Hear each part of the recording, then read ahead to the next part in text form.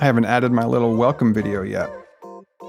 Anyway, so let's do this. We are here together on the altar with me, your host, Colby Martin, and I'm going to attempt to do this.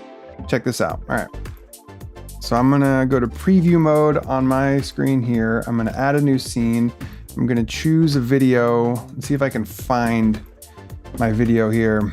1 second. I have an altar intro video that I forgot to add to my new computer. So documents, the altar, bumper video, closing video, altar, opening. I think that's the one I'm looking for. Open. Yes. And then set it to go to next scene. And then we'll see what happens. I don't know if it's going to play it or not. Oh yeah, I think it is. Okay, great. Back here, back to live mode. I think it's gonna work. Anyway, welcome to the altar, everybody, with me, your host, Colby Martin. I'm excited to be with you today. We're gonna do a couple things. One, we're gonna talk about today's perspective shift article, which is called Just Dance and Be Loved. And it tells a story of how I attended a wedding, not just any wedding, a lesbian's wedding. Why does that matter? You'll find out in a minute. And also how their first song was to the song, This Is Me from The Greatest Showmen. And in that moment, I think I learned everything I need to know about God and life. So stay with us. We're gonna get to that in a minute. And I've got a new segment for you today called Reasons for Hope. That's right, Reasons for Hope. Because every once in a while, I think we can get a little bit bogged down on life. And we need some reasons for hope. So I'm going to share that one with you. And then as always, we're going to end the altar with an altar call for today. An invitation to change, to shift, to alter your mind on something. Anyway, glad you're with me here. Welcome to the altar.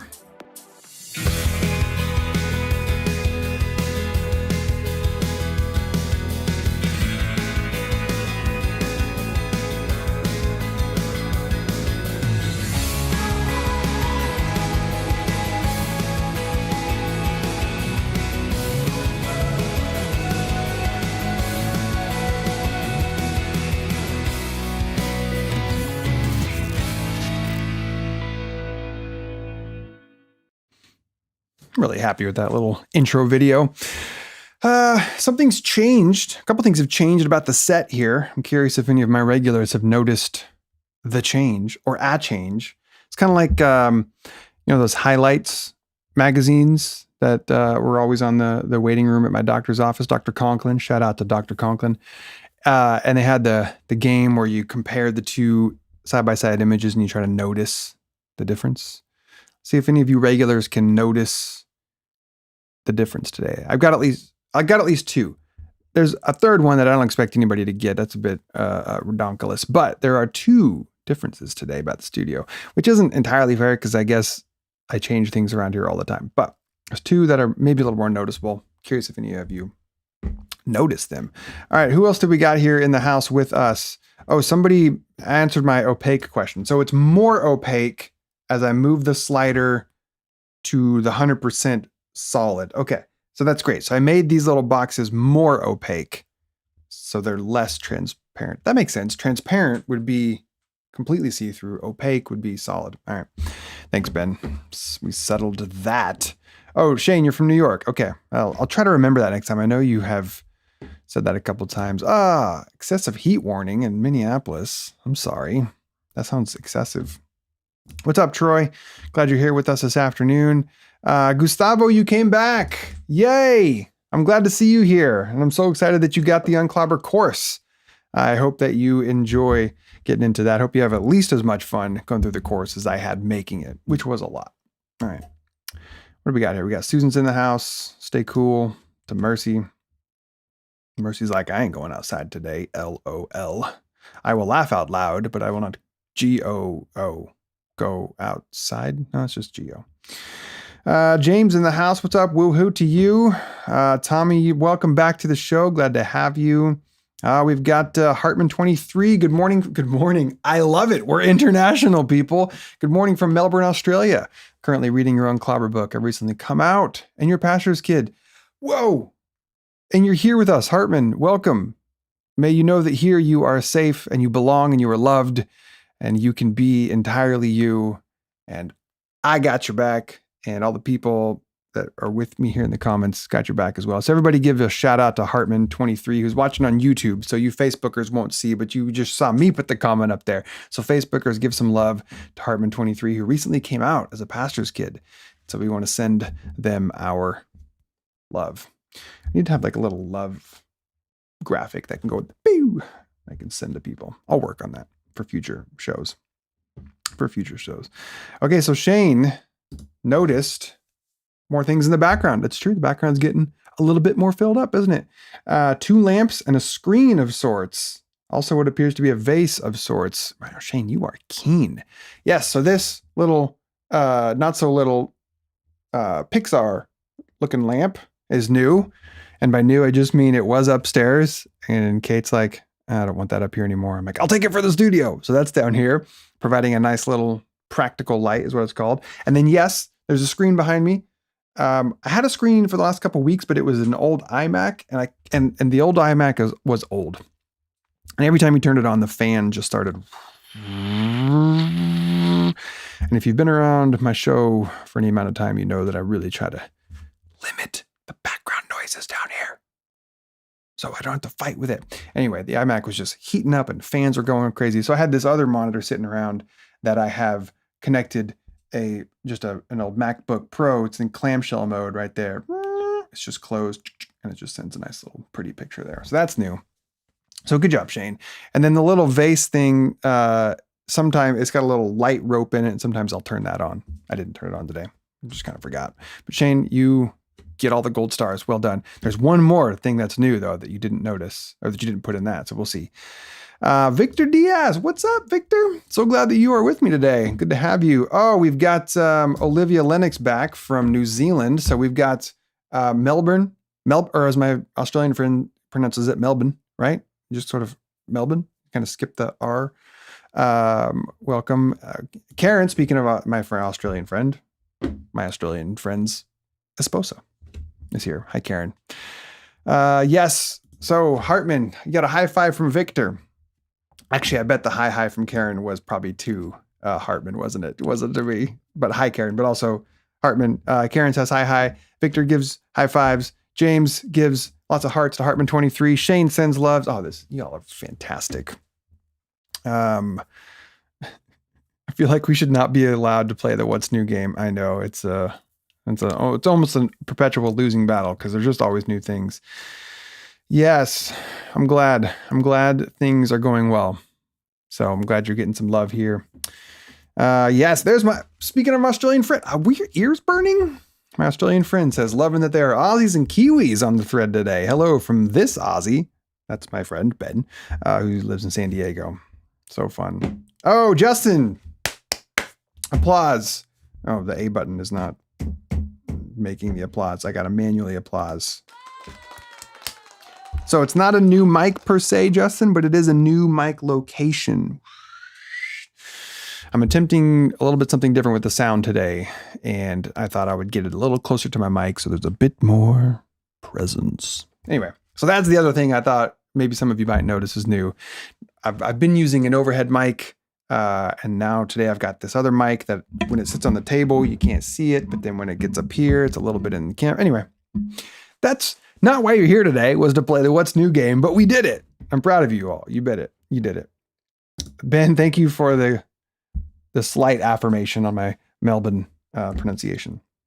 And also Logan Martin's in the house. Yo, what up, Logan? So glad that you're here. All right, here's where I want to begin with you. I want to do a quick viewer sound off. And usually there would be a little video or a little sound clip for that. Didn't get a chance to set that up, so there's no sound. It just happened with me in the background. But can you just let me know in the comment section, what's a song that you remember dancing to? And what was the dance? What was the song you remember dancing to? So a couple options here if you need a little bit of help figuring out how to answer this question. If you've ever been married and you had a first dance, I'd love to know what your first dance song was. If you're like me and you don't remember the song for your first dance, don't tell Kate. I think it was Brown Eyed Girl, but not like the Brown Eyed Girl and sha-la-la-la. Was that Little Mermaid? Anyway, another option could be, was there a special dance in high school? Like, did you go to prom with the love of your life when you were 17 years old and you remember dancing to that song? Was it a particular dance sensation that came across the nation at a time in your life? Like, I remember in 8th grade when the Macarena came onto the scene and everybody learned the Macarena. And at our 8th grade dance, we danced the Macarena. And I could still pull it out today if I needed to. So those are a few examples of what's a song that you remember. What's the song you remember dancing to, and do you remember what the dance was for? So just let me know. I'll just spend a minute here to see if anybody's got any. Oh my gosh, we've got the high school dance here. Oh, come on. There it is. Casey and JoJo. Oh my life, pray for someone like you. That's right. I remember that. And you get wrap the hands around the waist of your partner and just kind of sway back and forth. And I thank God. And then if you're like me, I think I sang into the ear of my dance partner, which back then probably wouldn't have been the best idea because I don't think I knew how to sing until I was like 24. But anyway, that's a good song. I remember that. Karen says our dance recital finale one year was From a Distance. When I was 12 or 13, we learned the lyrics in sign language as part of the choreography, which remains the bulk of the ASL now. That's fantastic. And you had a Macarena dance off at your 13. What does a dance off? Is that like you just keep dancing till you can't, like, is the winner the last person dancing? So are you just doing the Macarena on repeat? Like over and over, the last person standing? I really want to know what a Macarena dance off is. Ben says, dancing was from the devil when I was a kid. Yeah, that's fair. I mean, it's not fair. You should have been able to dance, but I hear you. Many, I think of us come from religious traditions where that was a similarly frowned upon activity. Like such as Susan, no dancing at high school or weddings. They thought it was a sin. That's a big LOL. Isn't that funny? Olivia says, oh my God, that kids' church song with the waves of mercy, waves of grace actions. Clearly had a very church-based childhood. Yeah, you and many of us, Olivia. Gotta love the hand motions from church songs. It's fantastic. Tommy says, unspeakable joy when it played in the clubs in the 90s and I'd always worship the Lord. Nice. Way to merge the worlds. Vogue. Troy danced to Vogue. The electric slide, says Melanie. Every wedding in the 90s and even some recent ones. Yeah. I feel like that one is sort of just here to stay. Oh, Shane says, unfortunately, the only one I can recall was one of the Nutcracker songs. Never really danced. And if I have to, I have no memory of this song or dance in particular. I'll just say this real quick about dancing. I wish I danced more. And I wish that when I danced more, both in quantity and quality. Does that make sense? I feel like in my mind, I think, okay, the next time I have the opportunity to dance, I'm just going to freaking throw inhibition, just enjoy the music and enjoy the vibes of the group and the body. And then when the time comes, I'm like, oh no, retreat. I don't actually mean it. And then when it's over, I'm like, damn it, I missed another chance to just let loose and have fun.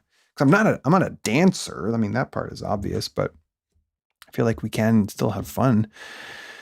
And I often miss my opportunity. Ice Ice Baby, says James. Mercy says, my dad and I used to dance to the Queen of the Silver Dollar by Dr. Hook at New Year's. I don't know what that means, but that's a pleasant memory. It sounds pleasant to me.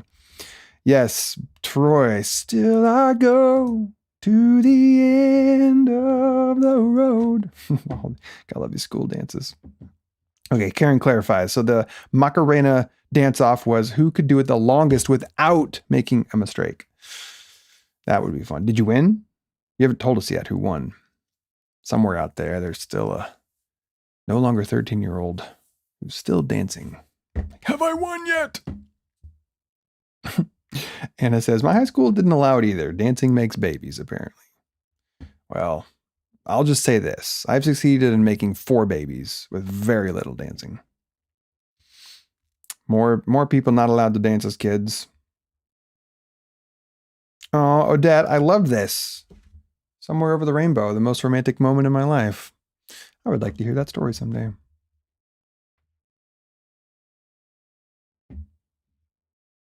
Who let the dog out? That is a song to dance to. That is a song to dance to. Oh, Logan echoes my sense of wishing there was more dancing happening when the dancing was happening. I got to dance with Erica, my sister-in-law. She's the queen of not giving a crap on the dance floor. I would like to give less craps on the dance floor. All right. Thank you for sounding off, all you lovely viewers, on today's Sound Off. Now, I would like to go to this new segment that I'm calling Reasons for Hope.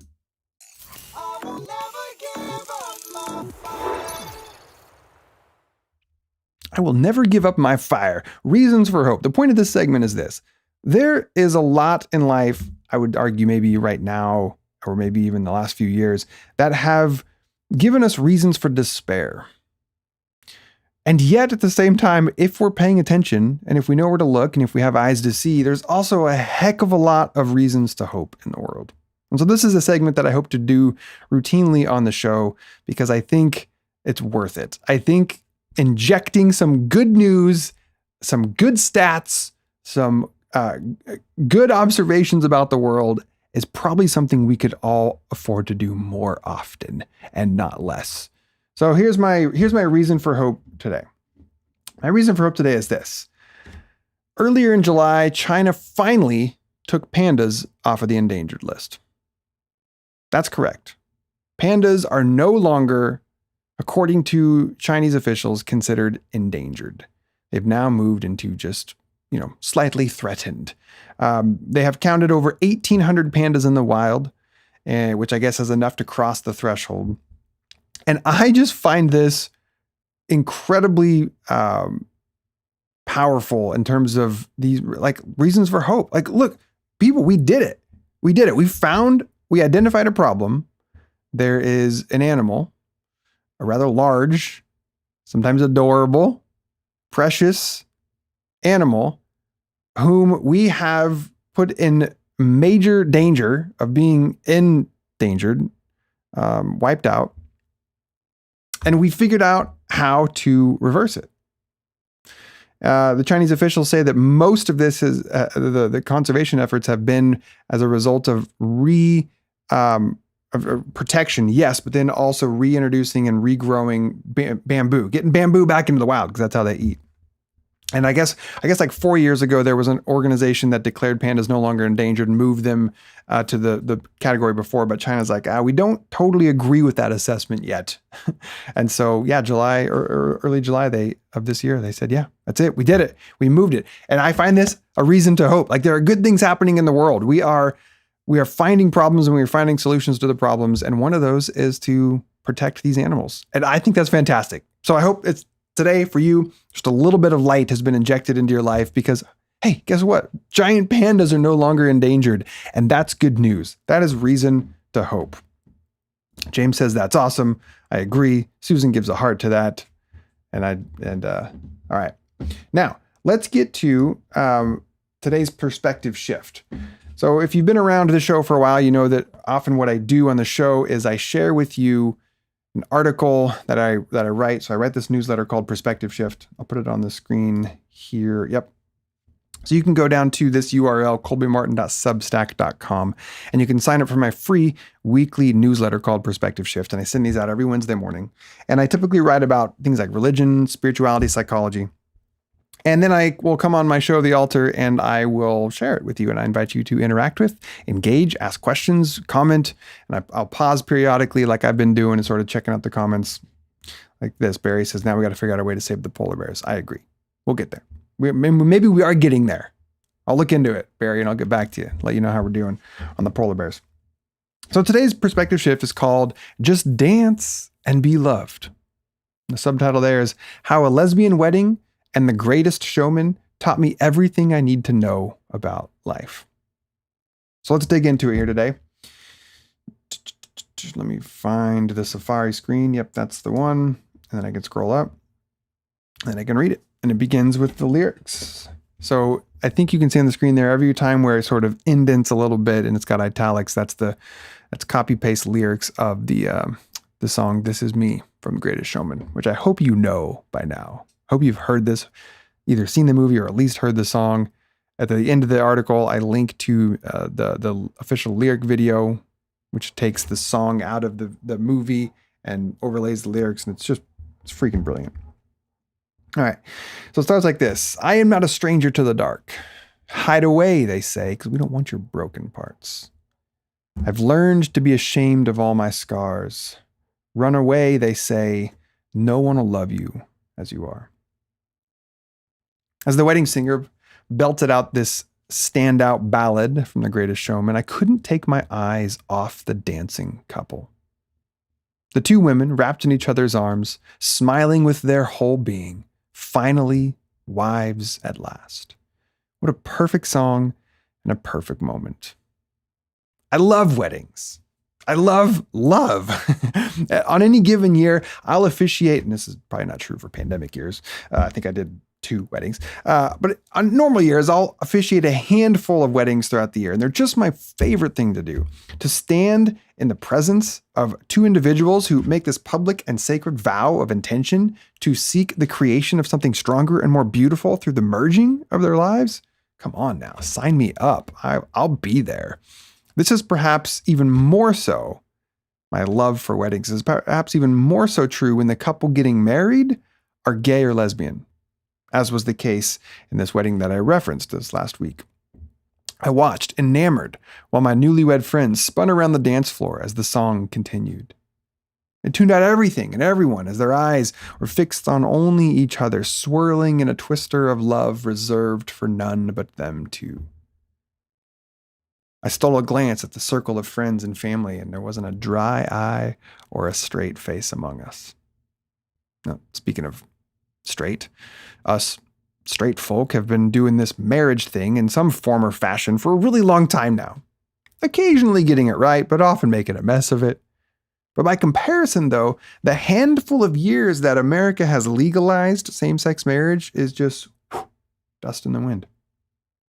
As a result, my experience has been that not only do such ceremonies still have that new car scent to them, you know what I mean? Like they give this, there's this air of freshness and excitement to same-sex marriages or weddings. But they also have this hint of defiance, perhaps? There's like this powerful energy that seems to emanate that testifies with a message of, nice try, humanity, but you can't hold us back with your silly little prejudices and your antiquated laws of oppression. Or, as the singer declared, but I won't let them break me down to dust. I know there's a place for us, for we are glorious. To which I say, glorious indeed. As my friends danced and soaked in the love of all who surrounded them, I had this thought. I hope they ignore us. I hope my friends dancing ignore all of us around them. And then I thought, it's kind of a strange thought to have. Like, where did that thought come from? Why did I think that while watching my friends dance? Followed by, oh, yeah, here's why. Because if it were me in the middle of a group of people, it'd be almost impossible for me to ignore everyone. So I'm really just speaking to myself in this situation. You see, I have issues. Shocker. I have issues with not only believing that everyone is looking at me. It's true. But I also then feel like I have to manage what people are seeing as well. I live my life believing that I'm being watched all the time, and people are observing me. And then also I got to sort of like manage what they're seeing and make sure that they like what they're seeing, that I like what they're seeing. In the Enneagram world, we call this being an image type, types 2, 3, and 4 specifically, who are overly aware. This might be true for all people or most people, but types 2, 3, and 4 are perhaps have a heightened over awareness, over neuroses, and overly invested in how we're being perceived by others. So as my friends shared their special moment together while the song kept being sung and the words, when the sharpest words want to cut me down, I'm going to send a flood, I'm going to drown them out. I am brave, I am bruised. I'm who I am meant to be. This is me. I kept thinking, just please ignore us. Ignore us. Enjoy this moment and just pretend that we are not here. Because the way my brain would have processed that moment, had I been the one dancing, I would have been thinking about like putting on a show for the crowd. I would have maybe made silly faces during the dance or made an exaggerated demonstration to sing the song loudly or just any other effort to like earn the affection or the adoration of the audience. And that's just my default mode. It's how I live my life, like just normally. If I just go to Albertsons and shop for bagels, this is what I think. People are watching me, and I got to make sure that they like what they see and that I like what they're seeing. Like, oh, it's just all this. So then if you had to add a handful of onlookers who actually really truly are looking at you, because I'll be honest, I can admit that the odds that the other shoppers at Albertsons are actually watching me are like 70-30. Okay, I can be, all right, maybe 50-50. Are they? All right, fine. 20-80, and that's as low as I'm going to go. But when everybody is obviously watching in a context like that, my instincts get cranked to 11 in this way. So as the happy couple, as their first dance continued, it became clear to me that my desire for them to just soak in the moment, just ignore us all, just enjoy each other in this moment. That desire, that was just my own projection. That's what was happening there. I was projecting onto them what I would be like in that context. All right, I'll pause there and see if anybody's got any thoughts, comments, questions along the way as we've been going along. Okay, we've had some more energy around some other things to get off the endangered species, like the manatees. So we got polar bears to figure out, we got manatees, and then we've got indigenous rights and environmentalism from Vince. Thanks, Vince. Glad you're here. Ooh, Shane, I like this. Disabled marriage equality. Thank you for bringing that to our attention. The song is my ringtone right now on my phone. Which one? The This Is Me? That's a great one. Victor says, I shop for bagels at Albertsons. I love bagels. I love bagels. All right. Next section, fear of being seen for who we are. The song continues. Look out, 'cause here I come, and I'm marching to the beat I drum. I'm not scared to be seen. I make no apologies. This is me. I guess what I'm saying is sometimes, most times, I am scared to be seen. I guess that's what I'm getting to here. Most of the time, I am scared to be seen. At least seen as the real, naked me without all the glam version of me, the real me.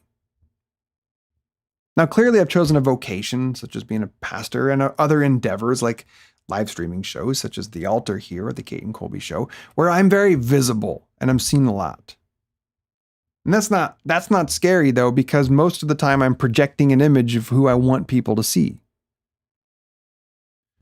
That's not quite the same thing when I say that I'm afraid of being seen.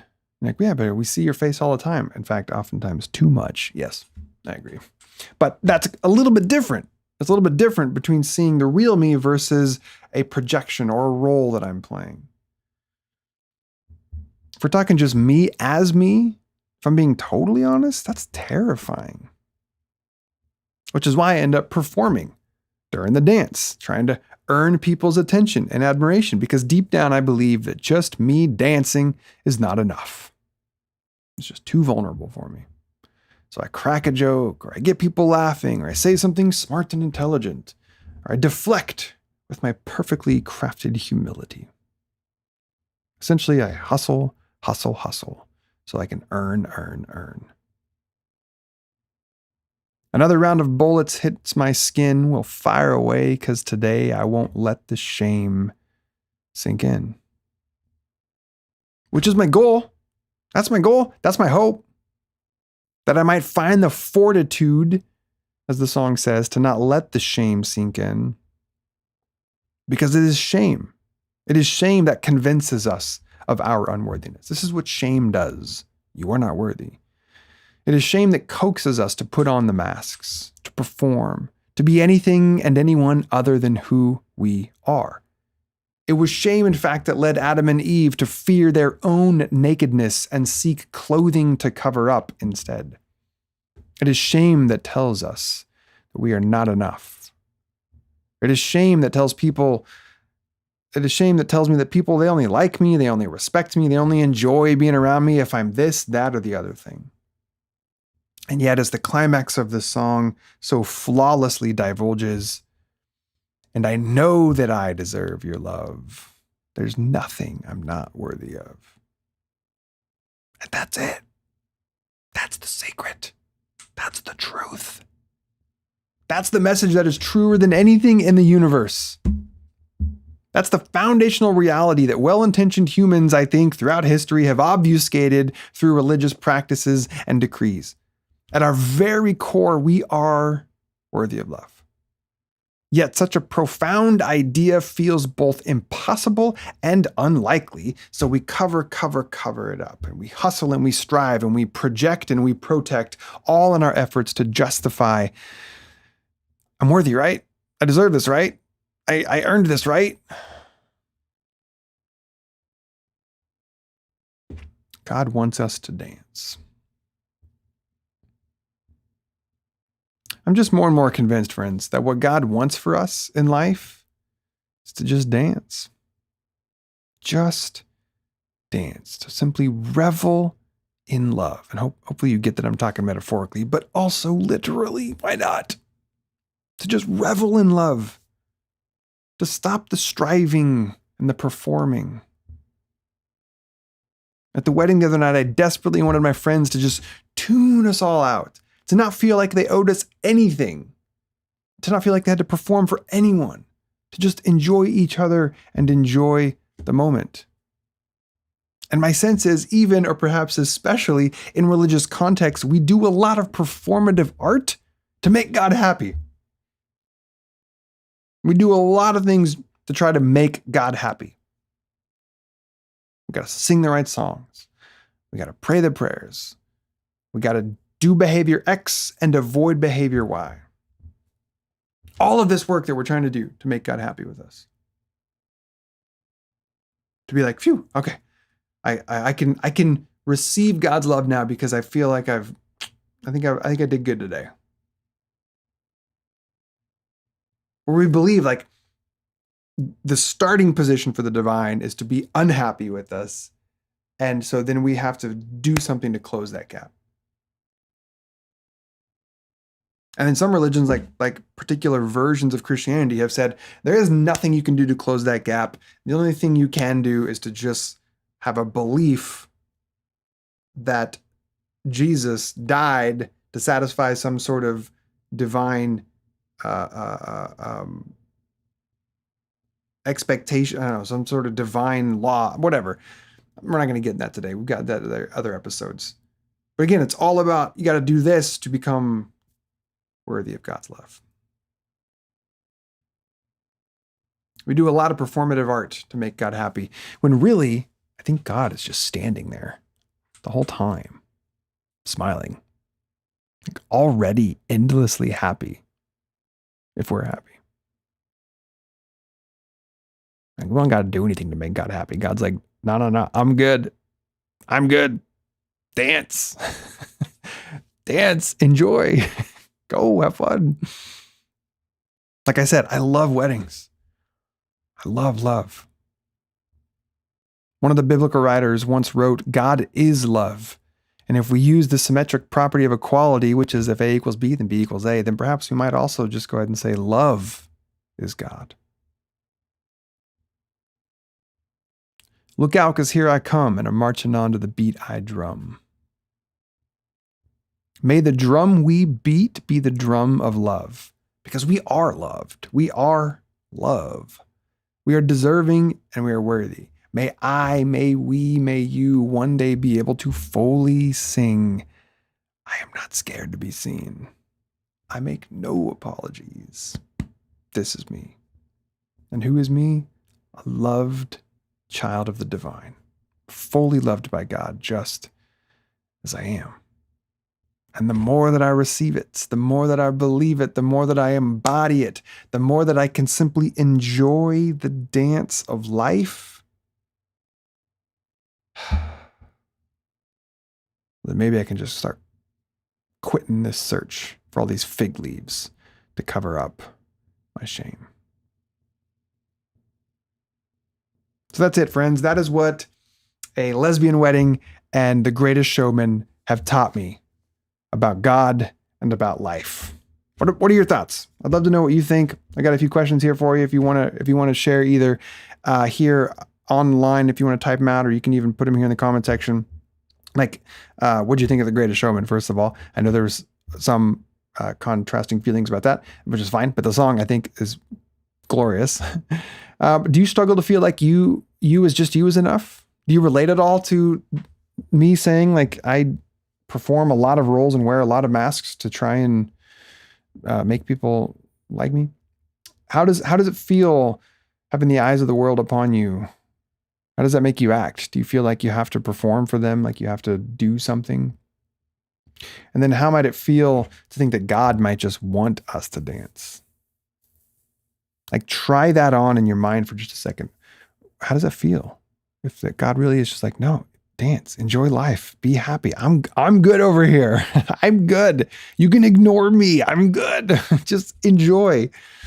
Enjoy.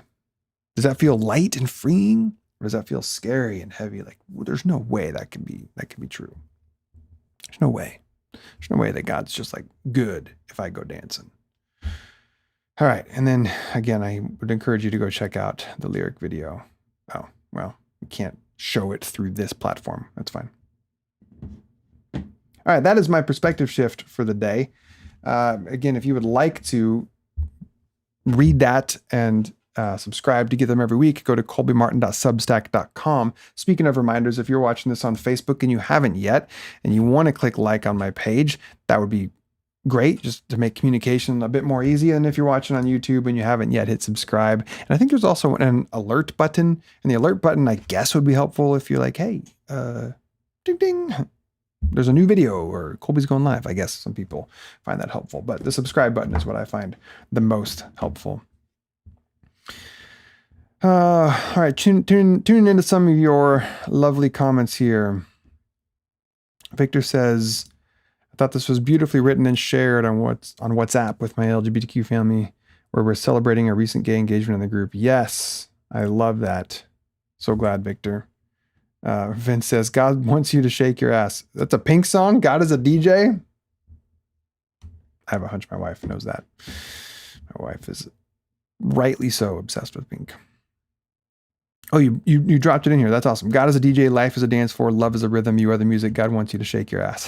I think I gotta check that song out now, Vince. Oh, thank you, Barry. Thank you. I appreciate the kind words.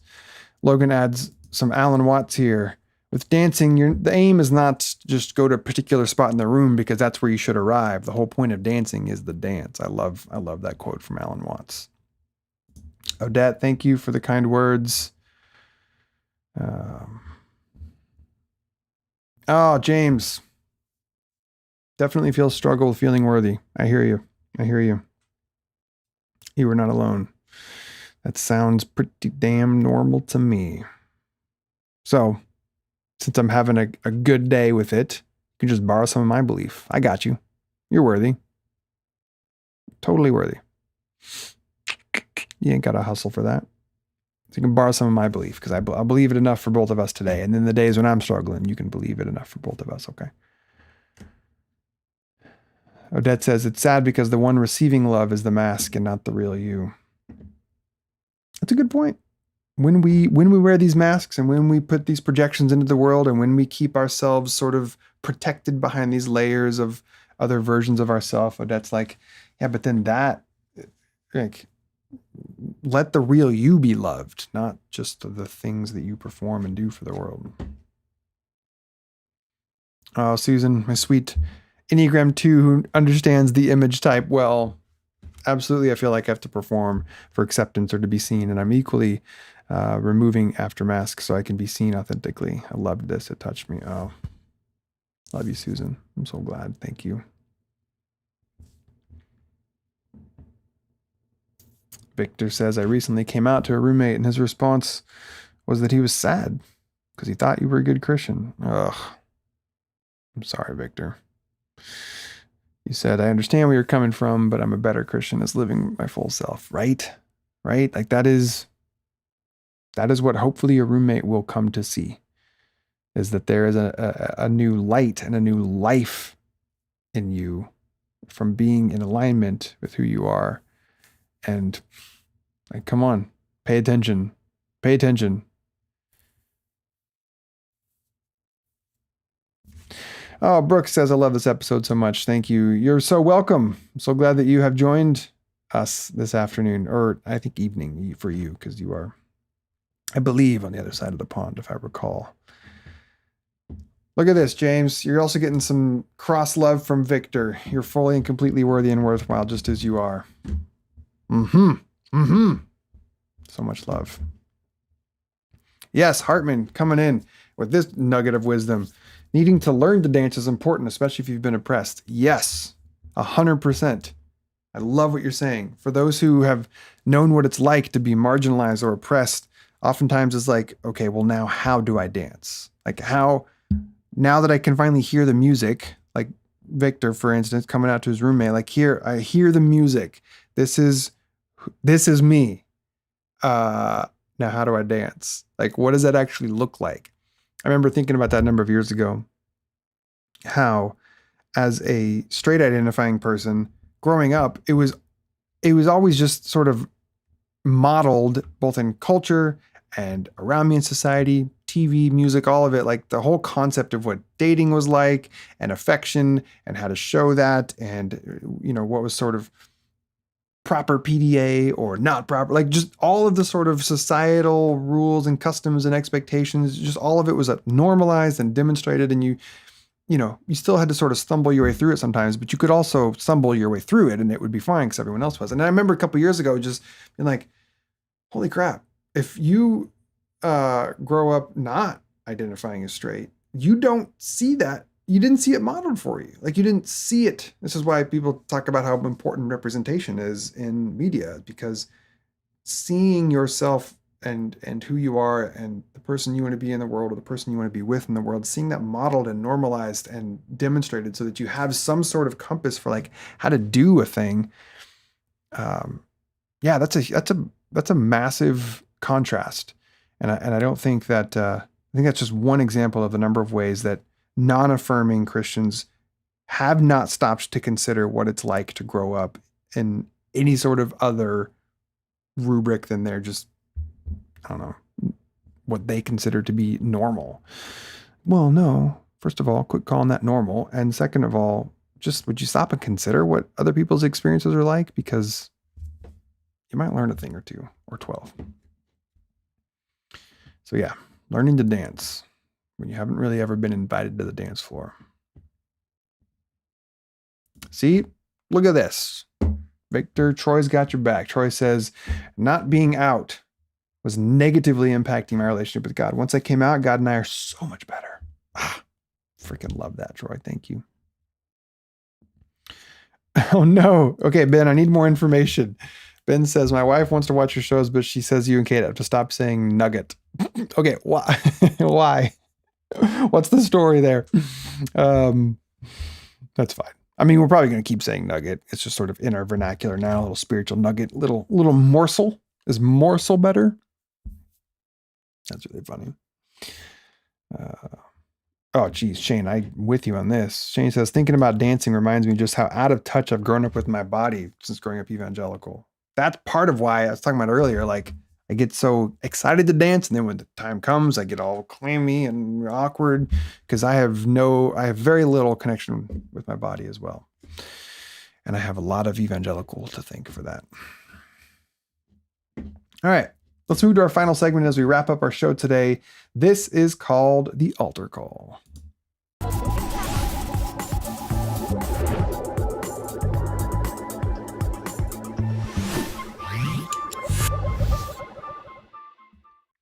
This is my attempt to be a little cheeky with this term altar call, because as we've talked about here on the show, many of us grew up in the world where like religious services ended with an altar call. You have to come down and pray some magic prayer and make some declaration. But here at the altar, we spell it with an E, because this is a show about shifting and changing our minds. And so the altar call is this invitation to consider changing your mind on something that might need changing or might benefit from being changed. And so today's altar call is this, and it has to do with the current state of our, at least here in America, pandemic situation. I think we're back on masks again, people. We're back on masks. So there was that brief period of time where the recommendation was, look, if you've been vaccinated, then you're probably fine to just sort of go without masks. And so we did that. And then also there was like half the country that did not get vaccinated and hasn't yet. And a portion of them may never.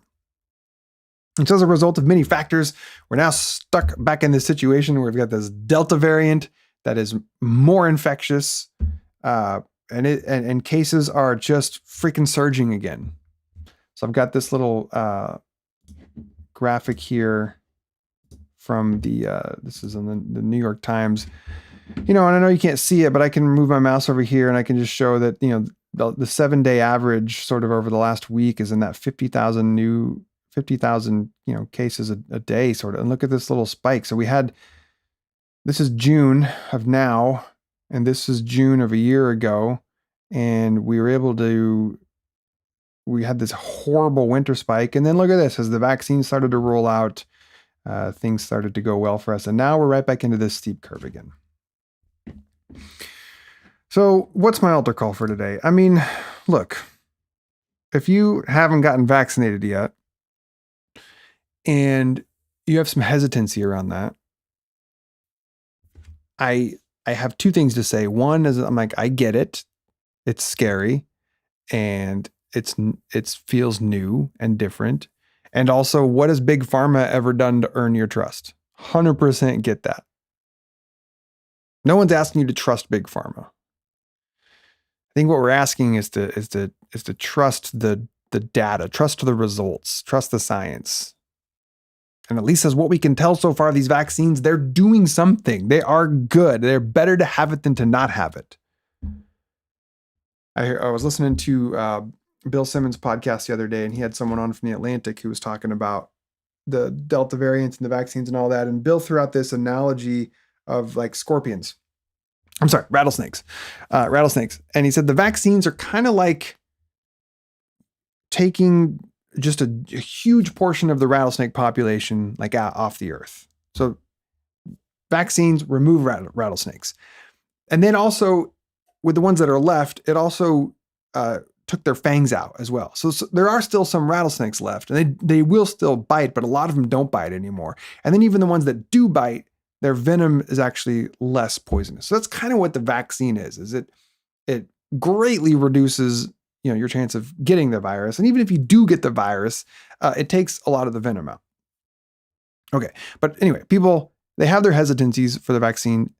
And I would just say, like, there are good answers to, I would suggest all of your objections. There are good answers to it.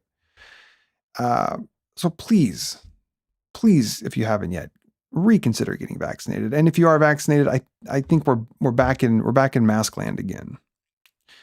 This kind of came out yesterday. We're like, all right, once again, if you're going to be indoors, if you're in one of the parts of the country where cases are spiking, and that's the case for us here in Southern California. My wife just came back from Costco and IKEA, and she said, yep, 90% of the people were back in masks again. And it sucks. It does. I don't like wearing a mask. I can't imagine you like wearing a mask, but you know what I like even less? I like even less is people getting sick with a virus that could take their life or put them in the hospital or give them some long-term consequences. So that's kind of that's the call. So we end it with, what's the call? The call is this. What might it look like if you balanced your needs and your desires, which might be, I'm vaccinated, I'm fine. Even if I get it, it'll be fine. I'm not putting a mask on. What would it look like if you balanced that with the needs of your neighbor? Like, what if this was sort of the contractual agreement that we entered into to live in a democratic society, was that we should care about the well-being of others.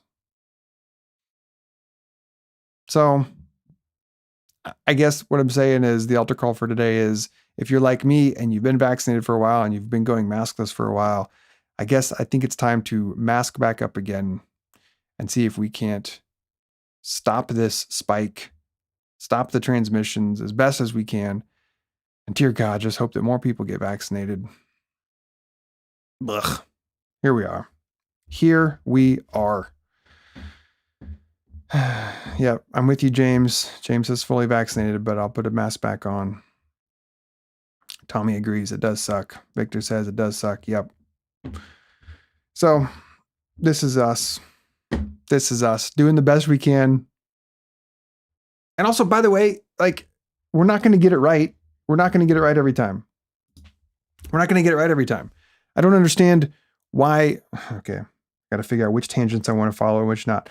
I've seen some people that have been like, oh, so people getting vaccines are also now getting, they're still getting the virus and we have to wear masks again. So what's the point of the vaccine? It's like, would you freaking pay attention? That's not the point. The point is, well, there's many points, but we learn as we go. We learn as we go. There is no capsule from the future that was buried in the ground for us to unveil, like, oh, this is how you handle it. This is like, remember early on in the pandemic when we thought, we had to wipe every surface down and wear gloves when we got the mail and just all that, because we didn't know, like, how does this thing transmit? Well, now we have a pretty good handle on that. It's an indoor mouth disease. So if you're outdoor, probably fine. And if you're not mouthing, you're probably fine. Like, you can't really transmit. So we've just learned these things. And so then to look at those look at those moments of learning with this sense of like, see, everybody's lying to you, or it's a conspiracy, or nobody knows anything. No, people do know some things. It's not a conspiracy. Anyway. So yes, there are breakthrough cases. Some people with the vaccine are still getting it, but it's not near as many people. And those who do get it don't have near the severe case. So still get vaccinated, and freaking, that's why we got to mask up again, is because not enough people are getting vaccinated, and it's just sort of hitting the reset button. Hartman adds, 11 people died in Australia in the last few weeks. All were not vaccinated except one that had just one dose. Please get vaccinated. Yes. Shane says, from my understanding, it doesn't eliminate the risk, but it turns down the heat. Agreed. All right. That's my altar call for today. Please get vaccinated. And if you are vaccinated, I think it's time we mask up again. For how long? I don't know. Who knows? It's not really the point. The point is to just stay fluid and dynamic and try to think about our neighbor. All right. That's the end of the show today. Thank you so much. If you have nothing going on tonight, I would invite you to come back to the Kate and Colby show at 7 p.m. Pacific. So that is 4 hours from now, where Austin Hartke, who has done a ton of work in the transgender and Christianity sector, some incredible YouTube videos documenting his transition and what it's like for him to sort of marry his gender identity with his religious orientation. And he's going to be on the show tonight. He's the author of the book Transforming. He started a Transmission Collective, and I'm excited to talk to him. So Kate and I are going to have him on the show tonight. So come on back for that. And then I will see you next week back here at 2 p.m. on Wednesday for the altar. Until then, be well. Love y'all.